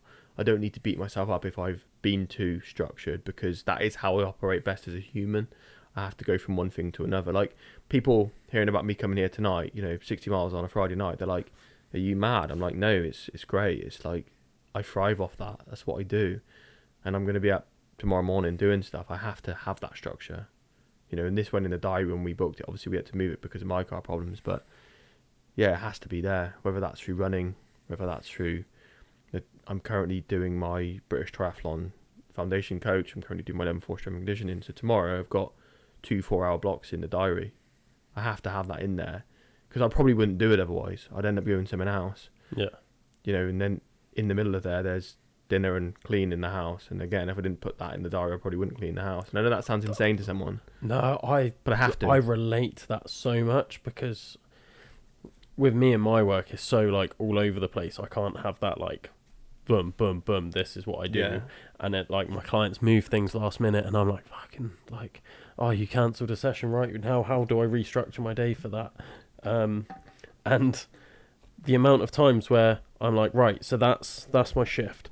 That's my PT sessions. That's my training block. And then like I go through the whole day, and it gets to the end of the day, and I'm like, shit, I haven't eaten. There's been no gap for me to have lunch. Yeah. And I'm just like, fuck, I really need to start putting them in the calendar because otherwise, how the fuck am I going to remember to eat? That's it, no, but I do. And like, I know it's different at work and the Monday to Friday because we have a lunch hour or whatever. But on the weekends, I have to put lunch, dinner, breakfast. I mean, maybe not breakfast because I'm normally absolutely ravenous after a morning session and you like get me some food. But yeah, like lunch, like you say, I have to put it in there because if I don't, I will bounce from one thing to another. And to some people that might sound stupid. You got to put lunch in your diary to eat. You're like, yeah, because like you say, if I'm working till 4 and then I've got something with a client and then another client and then I'm training, if one of those 2 clients change and I've got this gap, it's daunting. What am I going to do in that gap? Because I find that I would turn up to that gym session after 2 back-to-back client conversations than if I went from work to a nothing to then the client and then the gym. I'd probably just be tired. I'd be wiped. I wouldn't know what to do. But because I've gone from one to another, I thrive in that place and I can train then strongly because I've bounced off those things. Yeah, you sort of just like learn to run off momentum. Mm. And then as soon as you stop, like that's your signal to your body of like, breathe. Yeah. I don't know how you sleep, but like because I do that, I sleep incredibly well. And my circadian rhythm's pretty like bang on because I'm up at the same time and I'm normally in bed at the same time. Granted, there's a few things like I'm going to get back a bit later tonight, but the wake time's always the same, and I know that for that reason. Yeah. But yeah, like I say, I can sleep well because I can mentally sleep well and go, I've given everything today as well. Yeah, I've definitely gone through periods of my life like that where my sleep's been the best because everything's been so structured and laid out. But like I'm at a period now, and it comes with being self-employed, right? And running my own business, like it's all over the place. Like I have no idea what I'm doing. No. I wake up and I look at my calendar and I'm like, okay, that's my day. And then if things change, then I'm like, fuck, how do I deal with this? Yeah. But like generally for me, when I get a client cancel last minute, like I'll be going through the day and I'm like, oh, I can have lunch there. Yeah. And I'm like, oh, that's my moment where I can do something. Or there's days where I'm like so back to back with clients that I'm like, where do I train? How do I get my training in today? And then someone cancels and I'm like, oh, okay, no, I can train. Training goes in there, Yeah. And it's just, yeah, it's definitely hard to manage. It's not my preferred way of working. I'd like to have that structure, like this is my day. But yeah, my life's definitely not like that. But it's definitely... I'm really structured in my coaching and how I plan for people and how I review their training and everything. But when it then comes to my own stuff, especially my events, there's nothing I want to do less than plan my own events. And I do so many of them and they all need planning. I need crewing for them. Like with I'm doing the 300 milers, that Pegasus run. Yeah. And I'm doing them back to back, same like I did with the 6. That takes fucking load of organisation. I haven't even started, and I'm like, it'll work out. But I'm like, when are they? September, so I've got a while. But right, well, I'll come along and give you a hand. Count me in as you. a crew member. Appreciate it. I know my parents are gonna crew. That's as much as I get because I'm like they crew everything. Can you have people running with you? Yeah. Yeah. Yeah, I'm doing the official Devona. Yeah. So the last one. Yeah. But the I've other ones signed you're up doing for. yourself. Yeah. The other I'm doing myself and my mate Plod Dan. He's like, I'll do them with you, and I'm like, what? All of them? It's like, yeah. I'm doing Devona anyway. I'll do the other two. Nice. Fuck it. So I'm like, okay, cool. So there's two of you now. We'll do the whole thing. He was like, as long as you don't mind, because it's your thing, and I don't want sure. like feel like I'm stepping on your toes. I'm like, mate, like having company for 300 miles, like I'm gonna need it. Like you're more than welcome to jump in. But he does you'd have seen him at all the Pegasus events. He does the Dan Slam rather than the usual one. They called it the Unstable Slam last year because both him and Joe did it, where they just do all of the Pegasus events. So like this year he's doing the 6 Pegasus Ultras. He's doing the 300 milers on the event days. He's doing both the wild horses. And then he's going to do my triple with me. And I'm like, mate, where do you stop? Because he's doing other events as well. Like he's doing the Speed Project out in America. He's got like a bunch of other events on, and it's just fair like, play, yeah. How he's got a full-time job, wife, kids. Yeah, that's even more commendable, isn't it? How do you do it, mate? Like, just hope you don't get injured. Like fair dues, yeah. Well, I'm coaching him now, so like, praying it's working. Nice. He's been with me probably about 6 months now. He is flying now. Yeah. He's like, I've always like known I've had this in me, but like, you've brought it out now. That's incredibly rewarding, isn't it? When you get people that didn't potentially believe in themselves, or did, but then you've accelerated that belief. Yeah, he's like, he was doing the Dan Slams way before he knew me, and then he's just like, and a lot of it is like stuff he does himself. Like since before he signed up with me, he was on like this massive weight loss journey, and he was training religiously in the gym, and he was doing his running, and now he comes to me for his strength work, and he's like, the difference I've seen between the structure that I gave myself and then having just you look at it and be like, let's change these things. He's like, that's been a game changer. Nice, like, yeah. He's always looked at plyos and been like, they look cool, but like, how do I do them? And then me be like, okay, this is the plyos you're doing, and this is how you incorporate it in your training. And he's like, game changer. Plyos for running, like, yeah, massive. People that like, everyone's starting to realize it now because it's the trendy thing on Instagram. And I'm like, my background's free running, and like, my life has been plyos. My whole sport was plyos. That was all I did, is I ran and I jumped. Yeah. And I'm like, this is why I can tolerate the loads I can in running, because I've got 10, 15 years of jumping in my legs. Like, it's incredible how much they help. Nice, yeah. But yeah, it's just the current trendy thing. It is, isn't it? Plyos, Zone 2, and it's like, these things have been around for years. But people are talking about it more now, aren't they? And there's a platform to talk about it, I guess. Yeah. I like it, don't get me wrong. I love that everyone's like realising the benefits, but it's just a bit like, some of those people are the ones that like would say stuff before, when you're like promoting it and you're like one of the first people doing it and being like, well, I believe in this, and everyone's like, nah, why would you do that? And then like, now everyone's like, oh no, like, yeah, look at this thing, and we're getting like famous from it, and it's like, you don't deserve that. Like 5 years ago you didn't believe in it. No, I know, and it's scary, the impact and influence people that haven't learnt about it properly, and having people listen to them. And you know, we probably do a whole podcast on this online, but the online coaching and the online influence of people that haven't either been in the trenches or got the qualifications to influence people who listen to them and pay them, is scary. It's really scary. Yeah, it's so easy to... It's too easy, in my opinion, to become a coach, personal trainer. Qualifications they need something more. Yeah. There needs to be something a bit better. But once you've got it, it's like, well, now you can do what you want, and if you're good at social media, say what you want, and get money from it. And it's like, do you really understand what you're promoting here? Yeah. Do you know the mechanics of it? Are you just copying something you've heard, like we were saying earlier? Like, are you just trying to be someone else? Yeah. Or like, have you gone through it? Have you looked at it and looked at the pros and the cons? Like, can you tell me like, I follow a guy, Chris Speed, phenomenal coach. He was my coach for a bit. I've trained with him in person. I've done some Olympic lifting with him.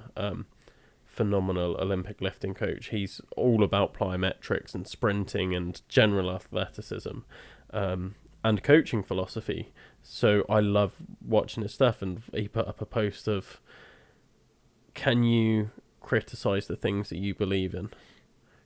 Can you list out the cons for me? If you ask a coach that and be like, what's the downfalls of the thing you're promoting now? If they can't list their downfalls of what they're promoting, they don't understand it fully. No. Because there's no perfect thing. There's no like, this is how you train. Yeah. It's like, well, this is why I believe in this, but there are these pitfalls here, and if that's the sort of thing that you're looking for, go and do this other thing. Yeah. But this is how I train, and you need that critical thinking element of it, and or even explaining the why. Because I think that's something which people can't explain. It's like, okay, here's a push-pull leg exercise or 6-week block. Okay, but what's that for? You know, what is the why? And I think that's something that me and Darren always say. Whatever it is that we're doing, whatever session is we're delivering or program that we're offering, is there's a why to it. It's, you know, if it's for a triathlete, then you know you're doing swimming things, but you're doing strength for swimming or for cycling or for running or whatever it might be. If it's someone that wants to look great, like you mentioned earlier, it's very different. It's the why behind it, isn't it? And it's understanding the client in their why, which is massive. And I think having the qualifications are great in that aspect for me, but having a coach that has also been through it themselves, and it's not, again, it's the coach delivering their little bits of spaghetti, going back to that, and the athlete or whatever, whoever it is you're coaching, taking those bits and throwing them at the wall and seeing what sticks. Again, back to that, it's a bad business plan of go and try what this person says, but it's understanding your client, isn't it, and what spaghetti to give them. Yeah, no, that is exactly right. It's something I resonate with, because I've got, you might have seen them on my gym wall, 3 words, and that's my whole, not just my coaching philosophy, but my personal philosophy. It's belief, intent, and dedication. Yeah. I spent a lot of time thinking about that. Funnily enough, I got the idea of even to think about that from a weightlifting podcast from a gym that I used to go to, Willpower Weightlifting.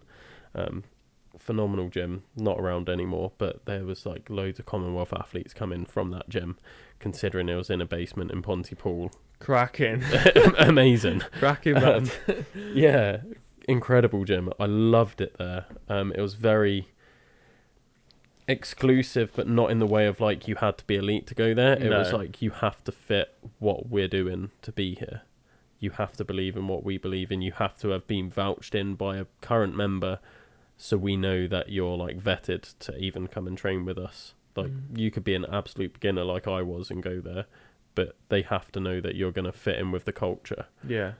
So I loved it there. But they did a podcast, and on the first episode, the coach was talking about, what are your values as a coach? What do you believe in? Like, that underpins every decision you make as a coach. And if you don't understand your own values, like, you'll just put anything for anyone. Like, you won't have any real like investment, because you don't know what you're trying to invest into.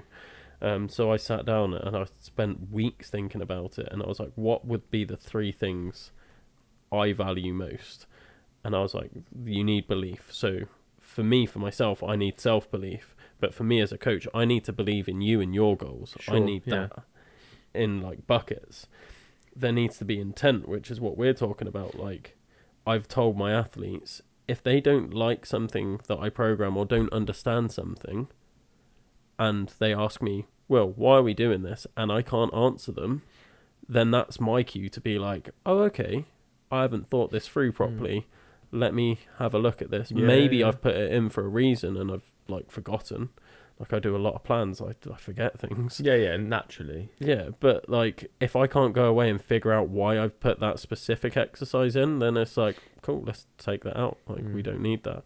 I used to coach gymnastics, like I was saying, and I told that to my 10-year-olds that I was coaching. Like, they're training to be like elite gymnasts, and I was like, at any moment, if you question me on why we're doing something and I can't give you an answer, feel free to not do it. And at first they loved that. They were like, oh, why are we doing this? I don't like this. And then I'd be like, this is why we're doing it, boys. And then they started to understand what I meant. And they were like, oh, so this helps with that? And I'm like, yeah, exactly. Yeah. You want to be able to perform this skill or this routine, we need these physical qualities. So we're going to do these stations to develop those. And I think there was maybe one time where they were like, it was just like one of those sessions, manic, there's kids everywhere, you're trying to manage 10 kids at once, trying to do different things, you're trying to support. And there was a kid that was like, well, why are we doing this? And I just thrown a station in because I was like, that just feels that. And I was like, you know what, I don't actually know why I've put that in. It was just a space filler. And they were like, oh, can we like have a rest station instead? And I was like, yeah, fair, you've called me out. Nice. Have your rest station. True, Not ideal for me, but I was like, fair play, boys, you've caught me out here. Yeah. It happened once in like all the years I was coaching, but I was like, yeah, fair play, you have that moment, boys.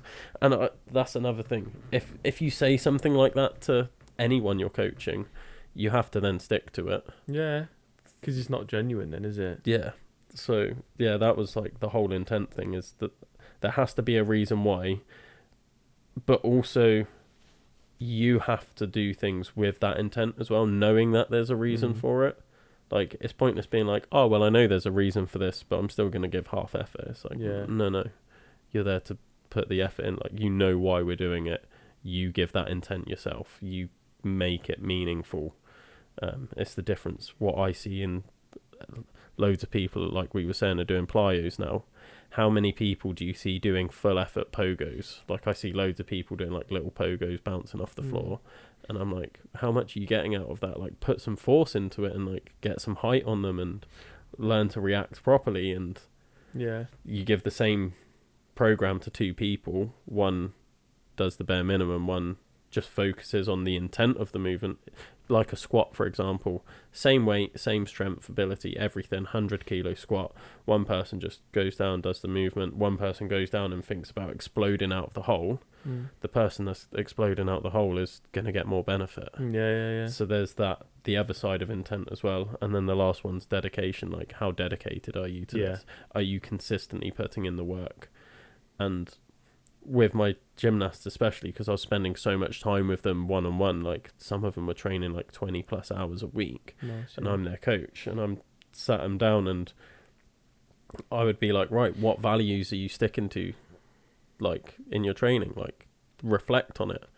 Are you lacking your self-belief? Is that something we need to work on? Like, why is the training not going well? Do you not think you're capable of this? Okay, how do we get around that? Do we have to do more build-ups? Or is it like your dedication's not there? Like, you're showing up, you've got belief, you understand everything, and when you do stuff, it's great, but you're not doing stuff consistently. Like, I just need you to be... And getting them to think about it and them tell me, and the same with my athletes, like... same with myself. Like I was saying to you, like, my consistency's been off. My dedication to what I'm trying to achieve hasn't been there. I've got the belief I can do the 300s back to back.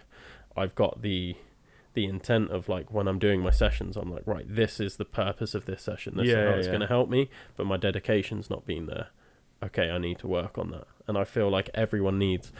not copying mine, like we were saying, like, you don't need belief, intent, dedication. That's not what I'm trying to push to people. But what are your values? Especially if you're coaching people, what are your coaching values? What is going to help them the most? But checking in with them to make sure that they know them as well, and that they call you out if they don't. And I try and say that to my team at work, you know, don't be afraid to call each other out in this team, because if some people are pulling their weight and others aren't, and maybe it's genuine reason why they're not, call them out, you know, check in, what's going on, you okay, can I help, whatever it might be. And that's the same with you as a coach. Like, when I have done my big effort simulations or my whatever it might have been, you know, my athletes know that they can contact me on that day, but there's probably every chance I'm not going to be checking their run that day. Like, I'm sorry, but it's my day. Do you know what I mean? As well, I was gutted because one of my athletes, she took on a big challenge. It was a 30k around the lakes at Raider, and it happened to fall on the same day as my sim. But I was going out. I think I was on lap 3, and I kept checking my phone, and I can't remember who was on that because a couple of people had joined me on my sims just for a lap or two. What are you looking at? I was like, oh, she's due to finish. She's due to finish, and I kept looking at it. But she didn't expect anything from me that day because she knew what I was doing. But I still wanted to do it anyway. But it's by the by. It's about setting expectations of each other, isn't it? And challenging each other in that sense. So yeah, it's really important. Like, it's important you have your time as well. Yeah. But it's important that you're invested. Like, you actually care about them. The amount of coaches that I see that I've heard, like, stories of people coming to me from other coaches and being like, oh, like, I asked my coach for this change, and they're like, yeah, I'll build to that, and nothing's ever changed, or not getting check-ins, or just being like, good session. It's like, well, what was good about it? What do I need to improve? Like, I can't just have good session every session. Like, yeah. That's just, you're just giving me a plan and just being like, yeah, well done. Yeah, well done. Yeah. Pat on the back. No Keep change, going. Yeah. Like, I just, yeah. And I think that's where, like, personal skills come into these things massively as well. And through being different interactions of what I've been through in life, you apply that to then your delivery of the word coaching is better than the word managing or whatever it might be, or however people see it. But delivering coaching is a hell of a responsibility because you're either positively or negatively impacting someone's life. And if you get it right, it's special. And to see someone change through actions that you've given them is a level of reward that you just can't put it into anything. You can't explain it, can you? Like, when she did that, she came in quicker than what we were anticipating, and it was like, but that wasn't the point. But it was like, I was so proud of her. But it's just this feeling that you just can't get from anything else because you're invested in it, aren't you? But it's setting those boundaries, like you say. Like, my lot know I'm up early, but they know I go to bed late. So, you know, in the introduction, if you want something on your plan changed, you're going to need to request it before 9 o'clock. If it's after 9, I'm really sorry, but if I'm up and I'll do it. But if I don't respond, then look, it's the way it's going to be. Chances are I might be able to get up when I do it in the morning and swap it. But it's about setting that expectations and having the investment, but also letting them see. And it's the same in my day-to-day work. If people see that you invest in you as well, there's something attractive about that. As a coach, as a manager, as a partner, as a family member, because they know that if you invest in you, you're going to be investing in us. But whereas some people might let themselves, their self-investment or self-development or whatever, whichever way you look at it, drop a little bit. And I think that happens. Like, that's not to say that people have got to be doing self-development 12 months of the year or 365 days, 8 hours. I mean, it went for a point where I had to stop listening to podcasts because I was doing too much of it. But if you can see that someone's investing in themselves, I think that's incredibly attractive and it draws people into you as a human being. Of like, you know, it's like, I don't know, it sounds silly, but if you ever go to the doctors, you're like, what shoes is the doctor wearing? He must be wearing, whatever shoes he's wearing, it must be good pair of shoes, or osteopath or physio. What shoes are they wearing? Because they're investing in themselves. They know the do's and don'ts. Do you know what I mean? And it's like, okay, you know, and like my any physio or massage or whatever, they must think, who is this guy? He's asked me like 10 questions since he's walked in the door, but I'm interested. Tell me about what you do, because if you're investing in you, I want to know what you're investing in you and what you're developing in yourself, because I can learn from that. But it's about being inquisitive to ask those questions as well. And I've got a couple of my athletes that don't ask too many questions, and some that would be like, oh, can you tell me about your sim race? You know, what went on? How did you do it? What did you plan? And they're interested. And that's not to say the ones that aren't interested in that is right or wrong, but it's a different way, isn't it? And the personalities in coaching, and in day-to-day life, like the interaction that we're having now, it's formed on a two-way thing. It can't just be one way, like you say, whether that's from the athlete saying to the coach, if the athlete's given more than the coach, the relationship's wrong. The coach needs to give more, but in a set way. But it's two ways, isn't it? This conversation now, it's about us investing in each other and being interested in each other.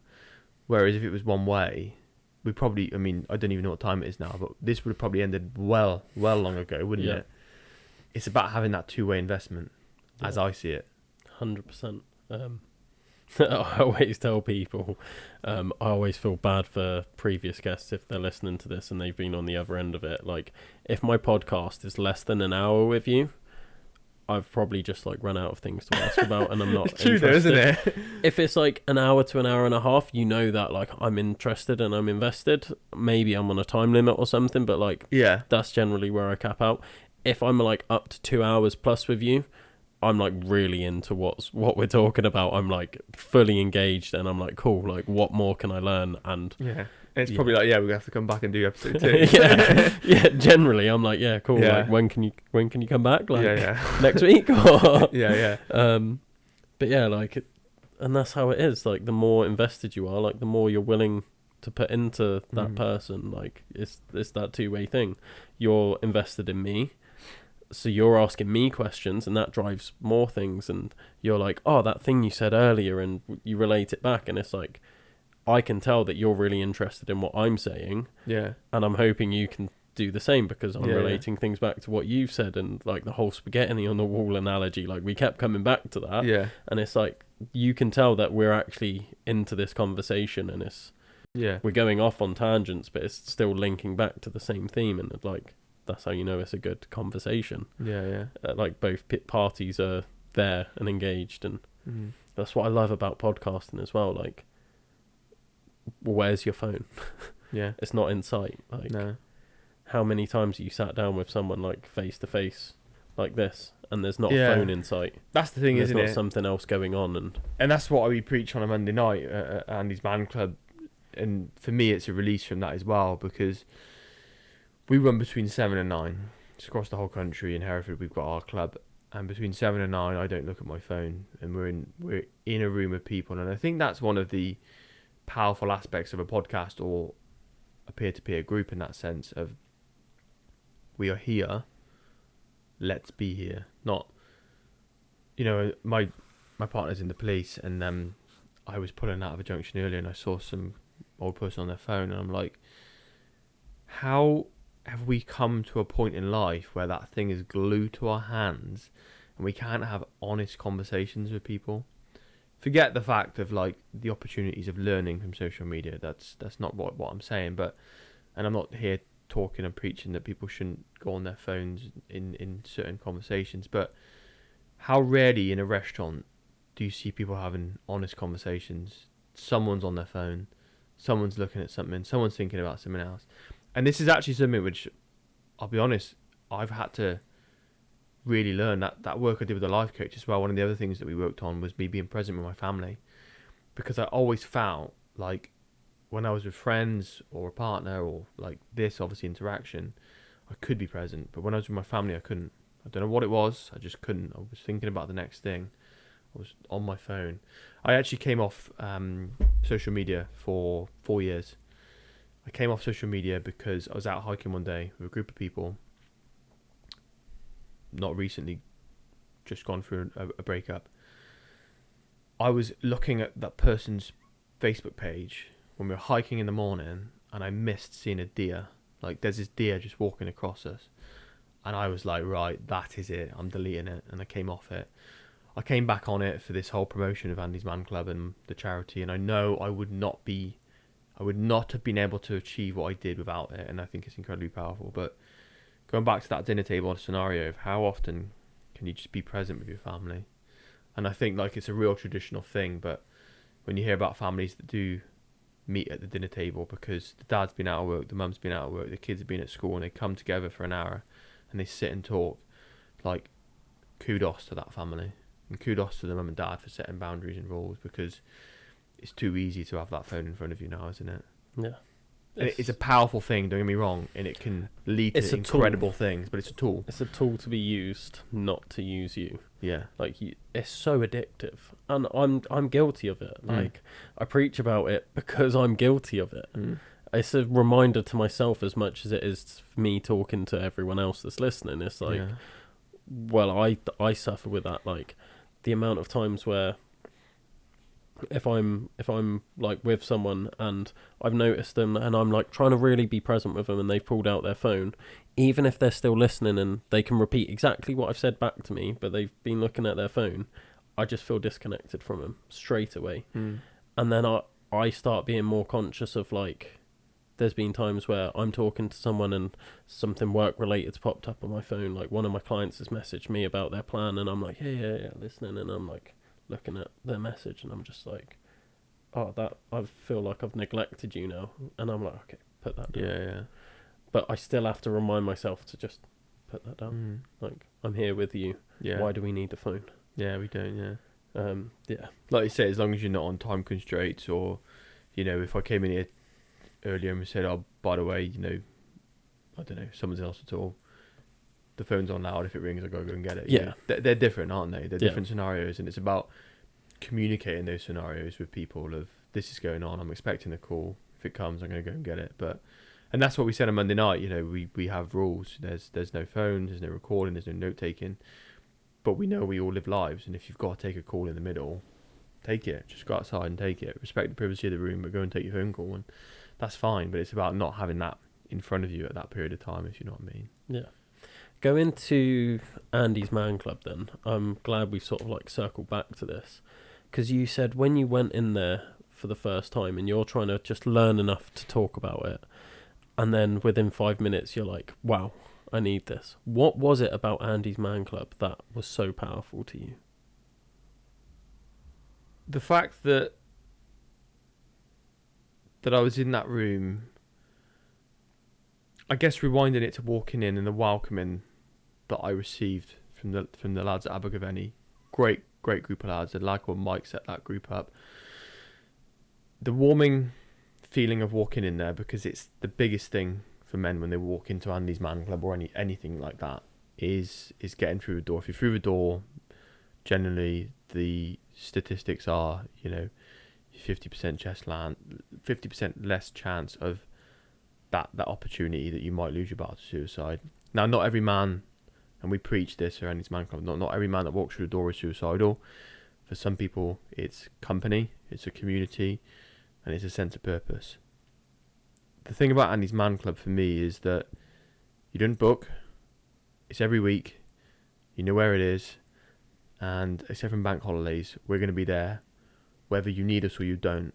And the thing that clicked for me in that first 5 minutes of why I needed to do more than just raise money for them and why I needed to bring it to Hereford, I could count off my hands men that I knew that needed this and weren't getting it because it wasn't available in Hereford.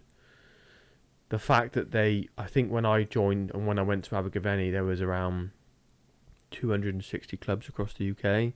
There's 330 now. We get on average around 20 men every single week in Hereford. So Andy's Man Club, Andy lost his battle to suicide. He was like you and me, family, friends, good job. Everyone thought he was happy. Unfortunately, he lost his battle to suicide. His brother Luke and Andy's mum, they were obviously devastated. But I guess going back to that response from the doctor to say you're not going to be able to run like you used to, they didn't accept that. They didn't accept that he'd lost his battle. They wanted to do something about it. So Luke speaks heavily now about Andy has lit a torch now, and that torch is now being lit in all of the different places across the UK. This started up in Halifax, and it's made its way north, it's made its way south, east and west. And we're trying to connect all the dots. The mission for Andy's Man Club is to have a club within 30 minutes of any man. They do have an online version as well, which for some people that are remote is great. But I think going back to your initial question of what is it about Andy's Man Club, is the simplicity of it. So when the men come in, one of the facilitators will speak to them, explain how the night's going to run. The night runs with a quick introduction to the facilitating group, and you basically start by saying, what's your name and a positive reason for being here. Before that, we go through a couple of rules. The rules are there to set, I guess, boundaries of engagement.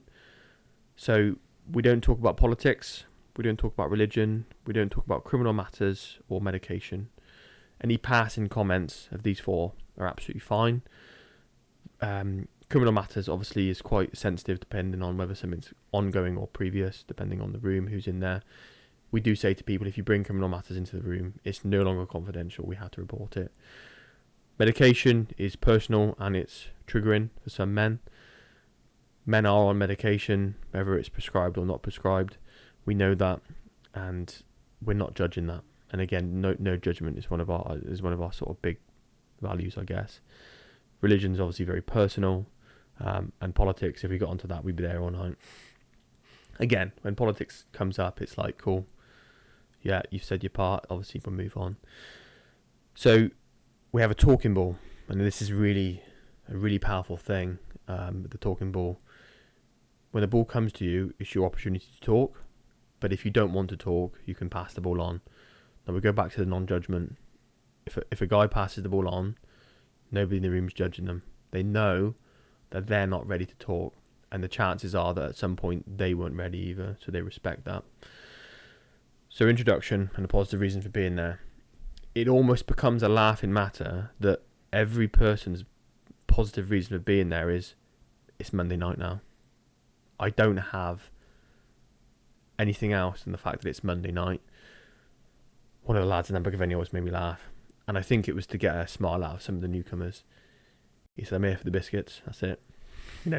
Obviously it might be, but it made the new members smile, because it was like, I can here for the biscuits and tea.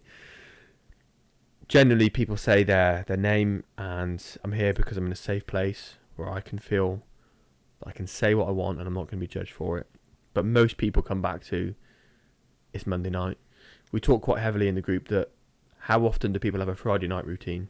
Normally, for most people, that's heading down the pub. Some people like me and you might be going for a run or a gym session or whatever. But not a lot of people have a Monday night routine. Monday, between the hours of 5 and say 10, don't quote me on those times, is the highest statistic of a male that would lose their battle to suicide.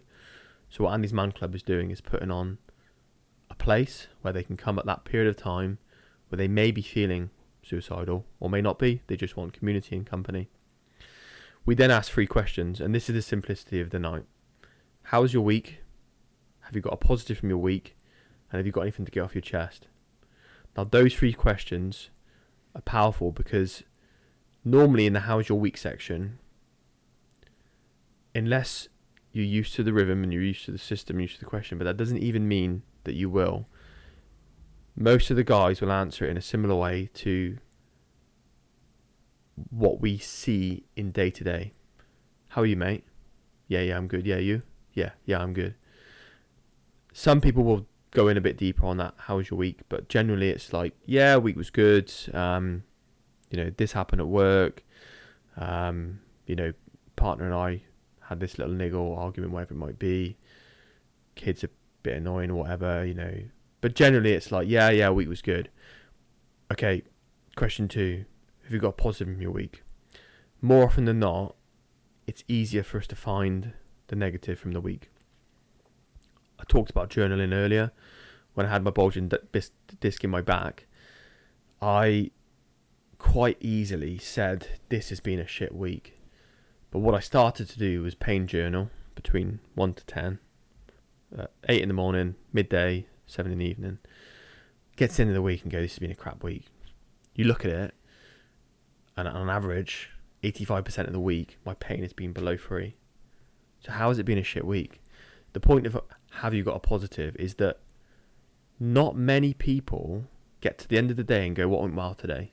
They went, what went shit today? Or today was a shit day, wasn't it? So off the back of how's your week, where it can be answered shortly of, yeah, it was alright. It was, pretty average week to be fair. So they've just said they've had an average week. And now we've asked them to think, have you had a positive from your week? Now, positive doesn't need to be a promotion at work. It doesn't need to be you've won the lottery. It doesn't need to be that you've done something big and incredible.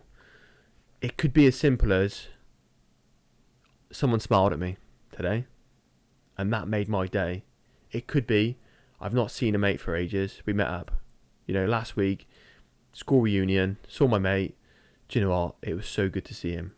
It could be Nan's not doing great. She's been in hospital, but she's come home. That's my positive win, And it's trying to get people to see that the little wins are wins, and they can be as big as you want them to be. It could be that, you and the wife got time to spend together because the kids are off at a summer camp, and actually, do you know what? We just got to sit and chat, or we had a dinner, and that is, an example that's been brought up. So from, the week was pretty average, it's right. We've made them think about what went well. And then we say, okay, anything to get off your chest. Now, anything to get off your chest is the opportunity where sometimes some of the men won't answer the first two questions. And they may not answer question 3. We'll get on to questions 4 and 5 after. But it's an opportunity for people to really just say, do you know what? My family are just getting on top of me. Now, you couldn't say that at home because you're not going to say that to your kids. You don't really want to say that to your partner because if you do, it might be judged or it might be looked at in the wrong way. Just because you're saying it doesn't mean you're gone, you're going to leave, or you don't like them. It's about just being able to say, fucking hell, it's been hard this week, There's never any, this is one of the things that we've noticed from Andy's Man Club, and for some reason I thought it would be, but there's never any of bad wording about partners or bad wording about kids. It is just, gosh, it's been a hard week. This happened, and it really got on top of me. And to be able to say that out loud is so big for some people because you'll think it, but when you say it, it does something so different to your feeling, your brain, your shoulders drop. But the biggest thing about that question isn't you just responding to it in what you say, it's hearing other men going through things and knowing that you're not the only person, because you can get to the end of the week and think, God, I wish I was that person. They look like they're having a good time. Gosh, that person must be doing all right. You've got people that come there that have got successful businesses, that have got lots of money, to some people which looks like a success, and other people that haven't got that, and they're both struggling with the same thing. The family's on top of them, or their boss is on top of them, or whatever it might be. So the simplicity of, how was your week? Have you got a positive? And have you got anything to cast? They answer the first one really in the second two because we've asked it them in a different way. We then have a break. Now, me being me in the first week at Abergavenny was like, why are we breaking? Come on, chop chop. We got to get home tonight. And that was probably my work mindset in me of like, what are we doing? Let's just crack on. What I saw in that break was men gravitate to each other who shared not the same, because that's not possible, but similar interactions and experiences, and going, I've been through that, mate. This is how I dealt with it. Or, fucking hell, that shit in it. I had a similar experience. How are you feeling about it? And that break is so powerful because people come towards each other and say, I've been there too. And for a man to say that to a man, it's like, oh my God, did you just say that? You almost don't believe it in some cases. So yeah, that's really powerful. And then the last two questions, 4 and 5, they change each week. And they're normally fun, light-hearted, silly, sometimes deep. But we've had men that have not responded through questions 1 to 3, but have got involved in questions 4 and 5. And I mean, this one went quite... it actually went rude to begin with, but then went quite deep. One of the questions recently was, you've got 24 hours on a desert island. You get to take one person with you. Who are you taking? jokingly, some of the men to begin with, I don't know, some supermodel or a movie star. We get to like 4 rounds and someone says, my mate John, for example, who's not with us anymore, if I could have 24 hours of him again, I'd do that. And then, yeah, like the lads that were saying the funny things sort of said, oh shit, yeah, I've probably got a more serious answer. But the lads that hadn't spoken knew it was an opportunity to either get involved with the banter and say something funny, or say, yeah, I'm with you, I'd spend time with my granddad. And then normally one of those lads that maybe hasn't answered the first 3 say, do you mind if I go back and answer the other 3 because I feel ready now? And that sometimes might not be till week 3. But yeah, I mean, in the weaved version of the answer that I've given you to your question, the reason it stood out for me was because it's simple. There's no pressure. We're there every week, whether you need us or don't. And the format of it allows people to ask themselves questions that they wouldn't have normally asked themselves. And we promote that you take these 3 questions and you ask them on a Tuesday, a Wednesday, Thursday, Friday, Saturday, Sunday, whatever day of the week it is. If you're playing golf with your mates, you're on T1, ask them question 1. You're on T5, ask them question 2. If you're going out running with your mates, ask them the questions. We had a lad who joined us, and he's based in Portsmouth. And he said, oh, is there one of these in Portsmouth? Went on the map. Yeah, there's 4 actually. And he said, oh, do you mind if I take one of these balls? I want to do this at work. I said, obviously, you can't run the format at work and call it Andy's Man Club, but yeah, just run your own format. Do something that's going to help the people that you're with. And it's been absolutely life-changing. It's been life-changing for me in the sense of giving back and supporting people. I do that through work. I do that through coaching. But this is different. Since May last year, we've had 89 different men walk through the door in Hereford. Collectively, there's been over 500, week on week. We get an average of about 20 men a week at the minute. We've got a couple of awareness events coming up soon, which is just amazing. We've got that speaking event, which we've got in May, which is actually Mental Health Awareness Week, which we didn't realise when we booked it. So that was quite a nice line through. Yeah. But it goes back to that day that I met Ollie and said, this is what I've been through. I want to get up on stage and talk about it. Seeing his body language changed and him realising he wasn't the only man that went through a breakup on Boxing Day. Yeah. It's so powerful just sharing these things. And again, I think that's part of the success of Andy's Man Club, is just hearing someone else be like, I'm going through that, or I've been through that, and I got past it. And I think another reason it really works is that I guess me being a facilitator is slightly different because I went there to learn to fundraise. But I mean, you have to have someone to set up a club. Slightly different, but we set up with 4 others who came to Abergavenny with me to learn about the club, to then bring it to Hereford.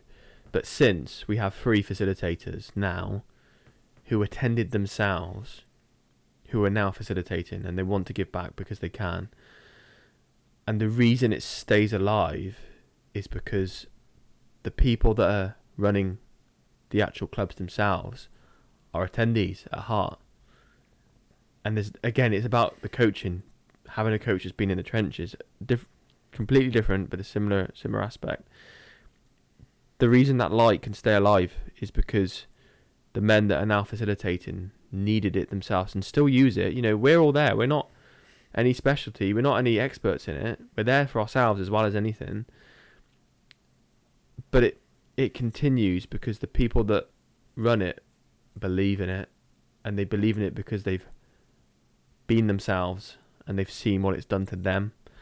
And I can't tell you how proud I am of those 3, not just those 3, the guys that come every single week, but yeah, the one chap, he was in absolute bits his first week, and now when I see him, I got goosebumps just thinking about him. He's come on so far, and that's not because of me, it's not because of the other facilitators, it's because we've given him a place, and we've given him a purpose, and we've given him a community. And that's all it is, really. It's giving people the community. Yeah. No, I love that. Bringing this whole thing full circle then. going back to that person before any of this, the whole journey you've been on, going back to that one moment, that call to adventure. If you had to go back to that moment again and decide whether you want to answer or decline the call, would you? And what advice would you give to that person? Yeah, I'd 100% answer to the call adventure. Like I say, I had that. I had to ask myself that with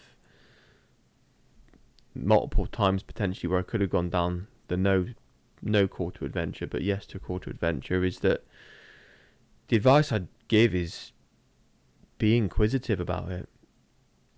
Throw spaghetti at the wall. See what sticks.